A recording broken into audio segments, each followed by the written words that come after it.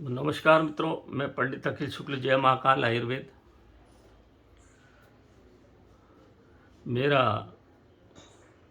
आज का वीडियो बनाने का मकसद है मंत्र और माला। देखिए, मंत्र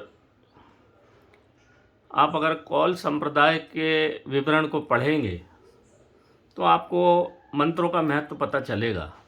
या कर्नाटक चले जाइए, या कई म्यूज़ियम में आपने गोल पत्थर रखे हुए देखे होंगे, उसके बीच में एक छेद है और उसके चारों तरफ कुछ बना हुआ है। तो ऐसा मान्यता है कि पुराने समय में कौल संप्रदाय में शब्द गुंथक होते थे। वो एक जो साउंड निकलता था उसके चिन्ह बना देते थे और उसको बीच में लकड़ी लगा के और बहते हुए पानी जो झरना होता था उसमें घुमाते थे। तो उसमें से जो आवाज़ निकलती थी, यहाँ तक लिखा हुआ है कि उसमें से जो आवाज़ निकलती थी उसमें अगर उसके पास किसी रोगी को लिटाया जाता था तो वो ठीक हो जाते थे, या मुर्दे को रख दिया जाता था जो तुरंत की जिसकी मृत्यु हुई वो भी जीवित हो उठता था। ये मंत्र का महत्व था। फिर बाद में उस साउंड को शब्द गुंथकों ने शब्द में बांध दिया।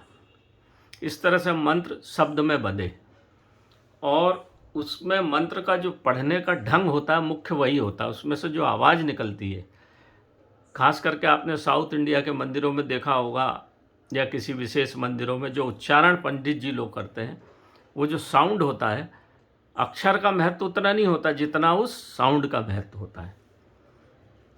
तो मंत्र भी तीन तरह से पढ़े जाते हैं। एक जोर से, जो वाम मार्गी क्रियाएं हैं, ओम फाट स्वा करके जोर से। कुछ मंत्र जो है होंठ के द्वारा पढ़े जाते हैं, और सबसे महत्वपूर्ण मंत्र होते हैं जो मन में पढ़े जाते हैं अंदर, और उसमें आज्ञा चक्र के ऊपर ध्यान रखा जाता है। तो मंत्र को पढ़ने के लिए या माला जाप का बड़ा महत्व है मित्रों। शुरू में तो जो नए लोग होते हैं तो माला जाप से शुरू करते हैं, फिर धीरे धीरे जब वो पुराने हो जाते हैं तो फिर माला की आवश्यकता नहीं पड़ती।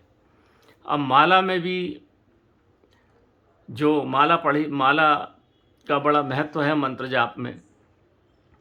तो बहुत सारे लोगों को इसके बारे में जानकारी है नहीं, फिर भी जो है वो आधी अधूरी है। परंतु जो साधु संत होते हैं, बड़े बुजुर्ग साधु संत, वो बताते हैं। उन्हीं का जो प्रसाद है वो मैं आज आपको यहाँ देने जा रहा हूँ। अलग अलग विषय के लिए अलग अलग मालाओं के गुरियों का इसमें जो ये लगे हुए, ये मन का कहलाते हैं। मन का यानी मन से जुड़े हुए।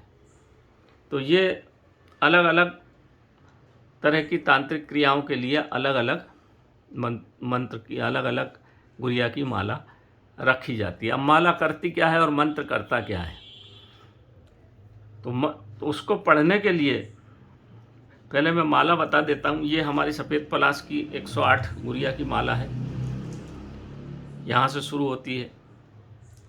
और अब ये तो बहुत बड़ी है, इसलिए 27 गुरिया की माला बना देते हैं। तो 108 गुरिया होना चाहिए। 108 का नंबर जो है 8 और 1 9 पूर्ण अंक होता है। 9 पूर्ण अंक होता है, 9 के बाद कोई अंक होता नहीं। इसलिए 108 अंक का 108 जाप का बड़ा महत्व है जाप में, जब भी आप कोई भी जाप करें। अच्छा, अब दूसरी आई ये 27 गुरिया। 27 गुरिया में क्या होता है, 20 चौको 80, 4 बार माला कर ली, और 7 चौको 28, दोनों को जोड़ दो तो 108 हो जाते, और 8 और 1 को जोड़ा तो 109 हो जाती। ये छोटी माला है। अब माला कैसी होना चाहिए? अब माला जो बाज़ार में मिल जाती है वो, उससे कोई काम बनता नहीं। माला में जो इसको बोलते हैं सुमेरु, ये सामने से पतला होता है, पीछे मोटा होता है। मैं बताता हूँ अभी उसका कारण। इसको बोलते हैं सुमेरु, और ये है पूरी माला। इसमें जो गुरिया होता है, जहाँ से हमको शुरू करना है, ये सांप के जैसी होती है। ये पीछे के गुरिया पतले होते जाते हैं। ये सफ़ेद पलाश की लकड़ी की माला है। तो ये संत को जाना है, ऐसी कई माला है जो जाना है अभी।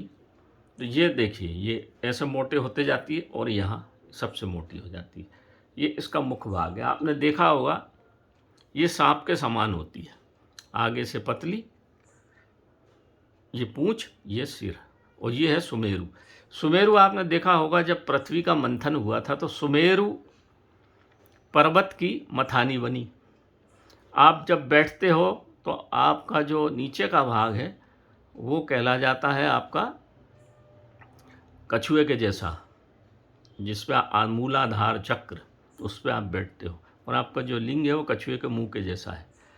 तो ये जो मूलाधार है ये कछुए के जैसा होता है, जो कछुए के ऊपर सुमेरु पर्वत को रखा गया था और वासुकी नाग को मथा गया था। तो उसमें पूँछ तो देवताओं ने पकड़ी थी और मुंह राक्षस के पास था, ताकि कुछ भी जहर उगले तो आपके ऊपर ना आवे। इसलिए इसको कहते हैं सुमेरु, इसको पार नहीं किया जाता। और ये है पूँछ। तो यहाँ से पूँछ से शुरू करते हैं। इसमें ये वाली उंगली है जो आपकी माला फेरने की जो रहती है थैली गौमुखी, ये इसमें से बाहर निकल जाती है ऐसी। इस उंगली को नहीं लगाना, इंडेक्स फिंगर को अच्छा नहीं माना जाता क्योंकि ये सब पे उठती है। और इस 3 उंगली से ऐसा ऐसा जाप किया जाता है, ऐसा ऐसा ऐसी फेरी जाती माला। और इसमें माला बनाते टाइम इसमें ब्रह्म गांठ लगाई जाती है। हर कोई गांठ काम नहीं करती। गायत्री मंत्र पढ़ते हुए हर गांठ को लगा के एक एक गुड़िया को पोया जाता है। ये है ब्रह्म गांठ। तो जब भी हम मंत्र पढ़ते हैं तो जैसे आप कोई भी, इसलिए मंत्रों को छोटा बनाया गया, बीज मंत्र बनाया गया।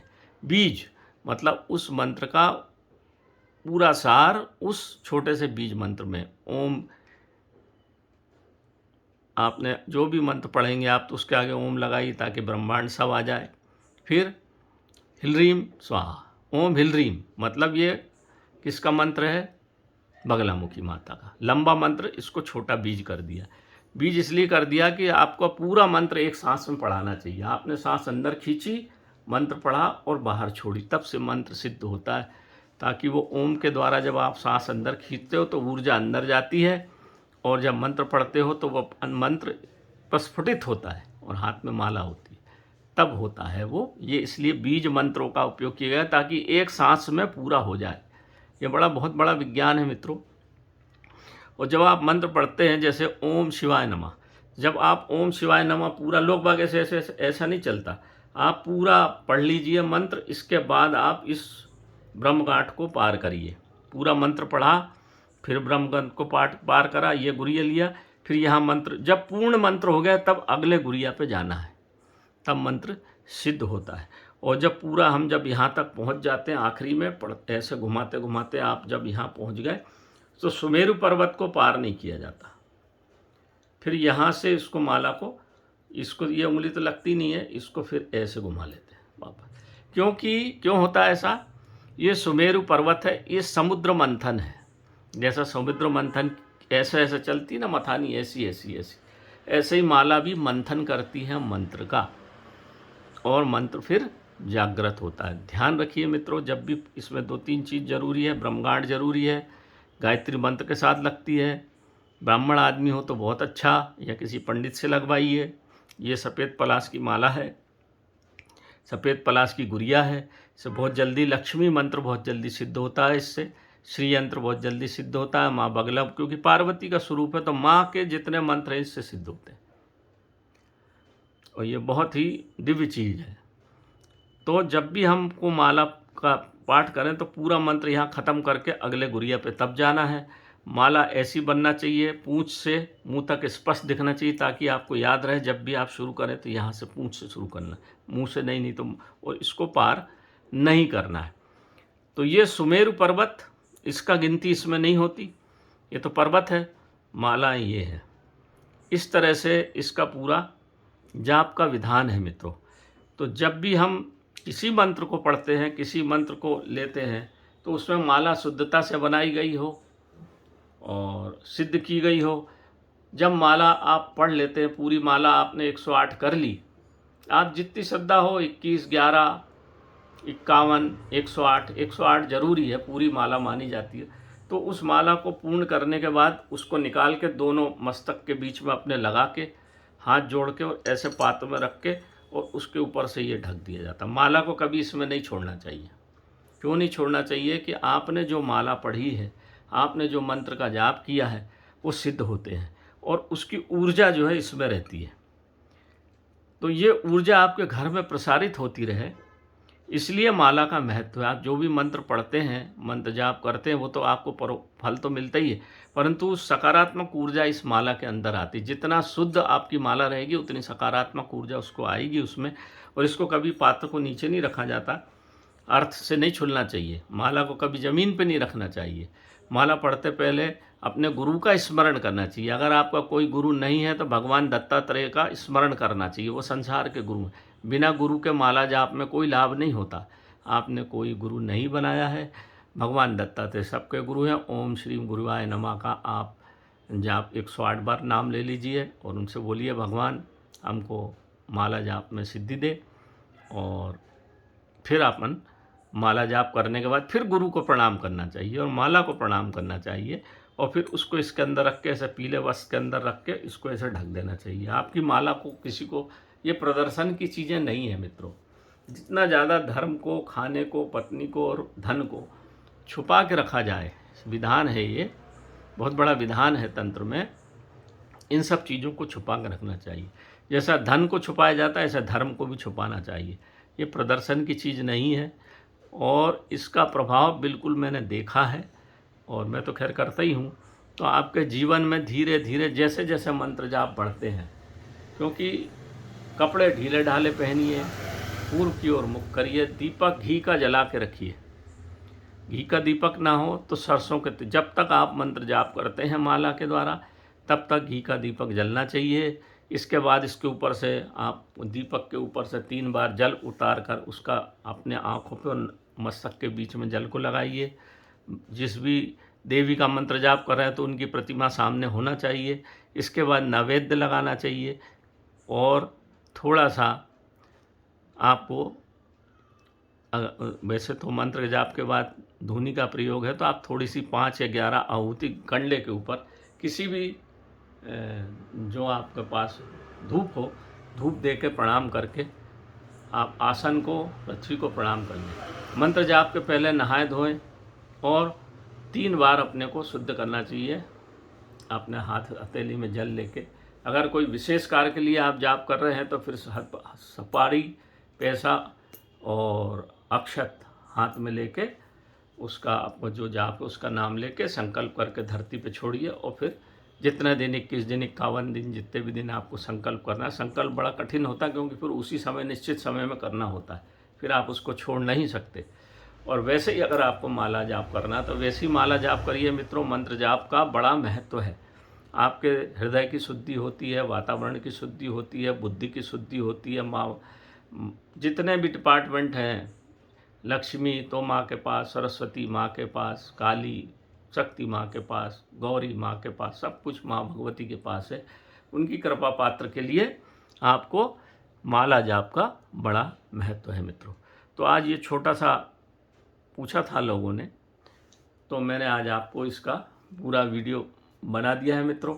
यहाँ देख लें, ये रखी हुई है माला, ऐसी जाना है माला हमारी बन के। इस तरह से माला बने, शुद्धता से बने, एक ग्रह नक्षत्र में बने, तो फिर माला काम करती है। नहीं तो फिर बाज़ार में जो मिलती कमलगट्टे की माला और फलाने की माला और ढिकाने की माला, वो बनी हुई ऐसी व्यापारिक मात्रा काम नहीं करती। ब्रह्मगांठ तो वैसे खुद ही लगाना चाहिए, ये नियम है, पहले लगाते थे लोग।